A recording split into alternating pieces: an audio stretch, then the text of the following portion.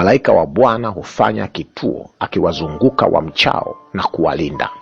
Kama vile ambavyo Petro aliokolewa katika gereza lile ambalo yeye mwenyewe Petro hakujua kinachotokea, maana alikuwa ameshakata tamaa. Asubuhi anasubiri akatwe kichwa kabla ya wakati wake. Sikiliza, ukiwa mcha Mungu kweli kweli, ambaye una connection na mbingu, Mungu hawezi kuruhusu kufa kabla ya wakati wako. Mungu alimtabiria Petro. Imani ya Petro ilitindika. Alimwatabiria jinsi atakavyokufa, si kifungo hicho ambacho alikuwa anakufa pale.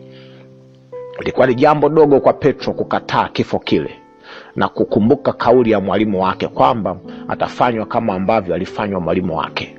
Lakini Petro hakasahau kwa sababu ya jinsi alivyofungwa. Na nimekuambia hapo clip ya kwanza kwamba hata wewe yawezekana, hata sio wewe, hata mtumishi wa Mungu jasiri kabisa anaitwa Elia, tunampenda kumtumia kwenye maombi, lakini pamoja na kushinda manabii na pale mlimani Karmeli na kufanya show iliyo kubwa sio kawaida, akachinja manabii wa bahari zaidi ya 400, ujasiri sio kawaida, lakini alimogopa mwanamke tu mmoja tu, Yezebel.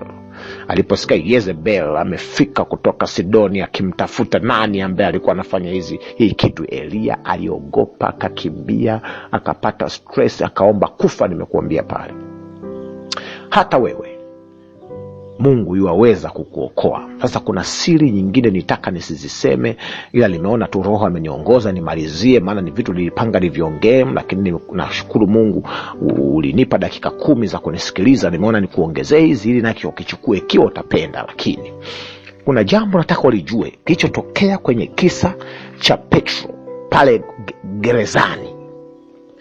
Petro alipokuwa amefungwa hawezi kuomba, kanisa liliomba. Lakini nataka utambue kitu fulani, si Mungu akutuma malaika kwa maombi ya kanisa zima. Tunajua kama kanisa au taifa liliwahi kuomba, Mungu akajibu jumla.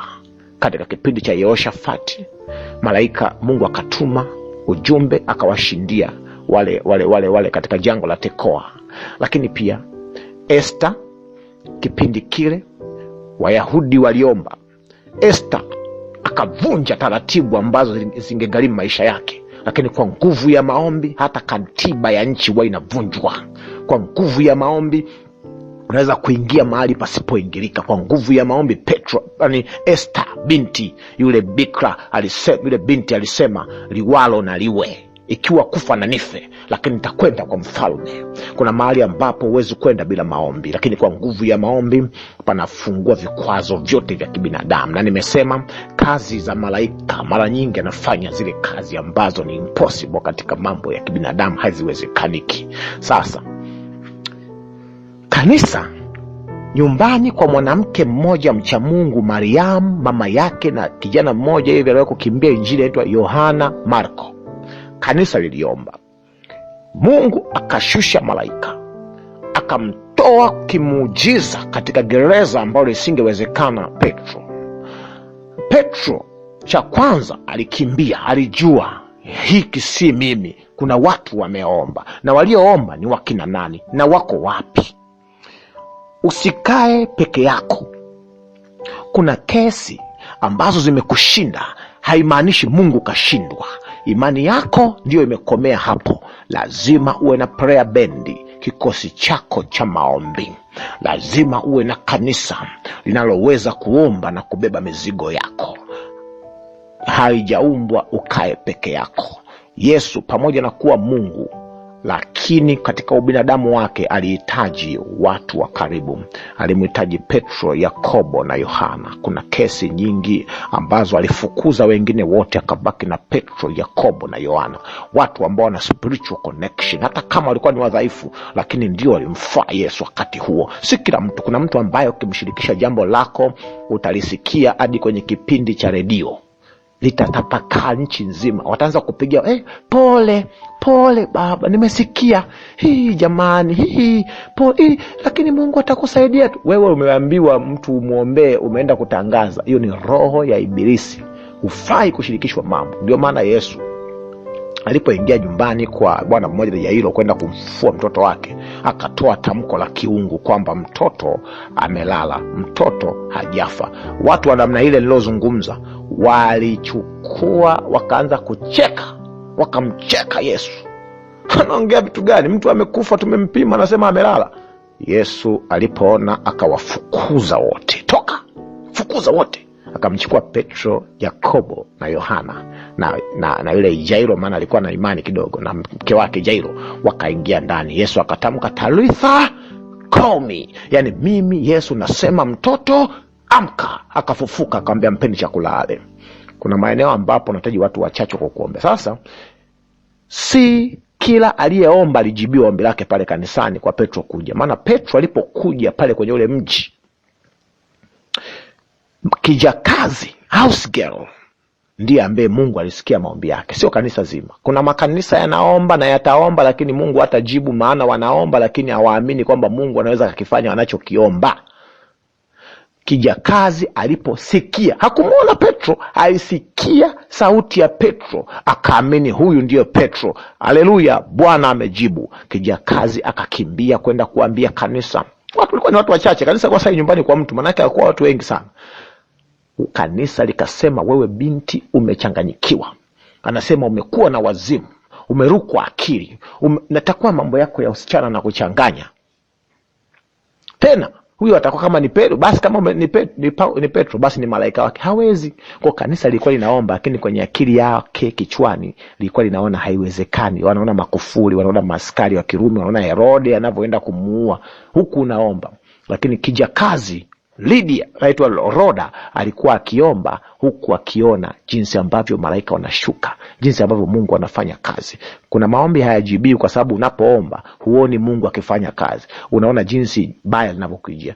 Na kuna siri moja, unapoomba jambo kisha baada ya maombi ukaanza kuongea maneno kinyume na kile ulichokuwa unakiombea, umefuta maombi yote. Kuna watu wanatoka kwenye maombi, wakitoka hapo wanaanza kupiga majungu.